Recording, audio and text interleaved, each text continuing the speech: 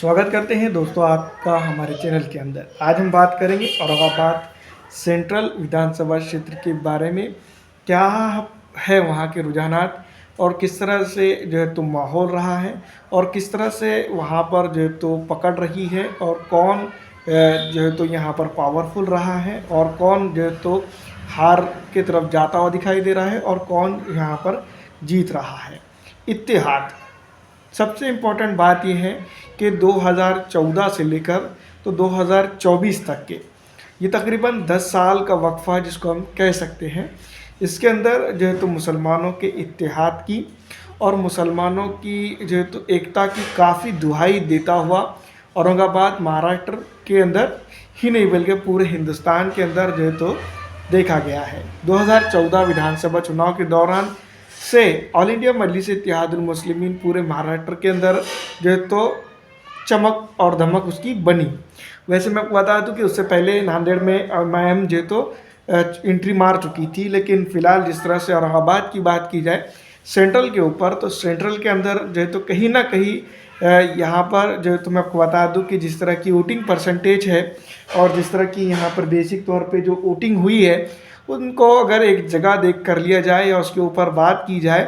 तो ये बात हम ज़रूर कह सकते हैं कि इस बार यहाँ पर यानी कि इस विधानसभा क्षेत्र के ऊपर एक थोड़ी सी ज़्यादा मेहनत और करने की ज़रूरत थी। लेकिन फ़िलहाल दोस्तों ये भी बात हम कह सकते हैं कि जनता ने आखिरी वक्त जो है तो अपना सही स्टैंड नहीं बताया कि वो किसके साथ है, ये बात हम ज़रूर कह सकते हैं। लेकिन जिस तरह से मैं बता दूं कि लोकसभा चुनाव और कई एक चीज़ों को लेकर जो तो एमआईएम को लेकर कई असमंजस तो कई कॉन्फिडेंट देखने को मिला, तो कई दोस्तों मैं बता दूं कि एमआईएम के हेटर्स भी देखने को मिले। खास करके जो एक्स्ट्रा जो है तो प्रतिनिधि खड़े हुए थे जनता के में चुनाव के अंदर, वो जो है तो कहीं ना कहीं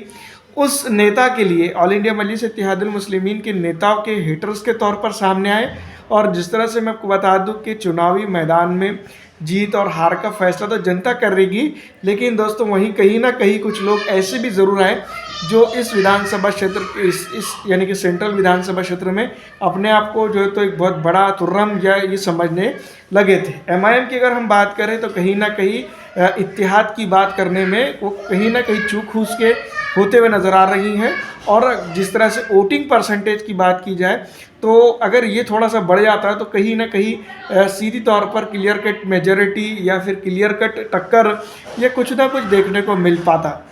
यहाँ पर अगर देखा जाए तो दोस्तों मैं आपको बता दूं कि इस विधानसभा क्षेत्र के ऊपर कई एक चीज़ें कई एक फैक्टर जो है तो एमआईएम को लिए जो है तो चलते दिखाई दिए, लेकिन जिस तरह से एमआईएम ने यहाँ टक्कर दी है वो काफ़ी काबिल तारीफ़ है। अब तक के जिस तरह के रुझानात बताए जा रहे हैं, कहीं जो है तो परसेंटेज कम हुआ है खास करके हरसूल के इलाकों में, और जितना परसेंटेज बढ़ना चाहिए था उतना बढ़ नहीं पाया है। दूसरी तरफ कई एक जगह है जहाँ पर दोस्तों मैं बता दूं कि मध्य के अंदर अगर हम बात करें तो काफ़ी पॉजिटिव इमेज एमआईएम की है पूर्व के हिसाब से अगर देखा जाए तो यहाँ पर मैं बता दूं कि कहीं ना कहीं ये चीज़ ज़रूर देखने को मिली है कि पूरा का पूरा विधानसभा चुनाव इम्तियाज़ जलील की तरफ से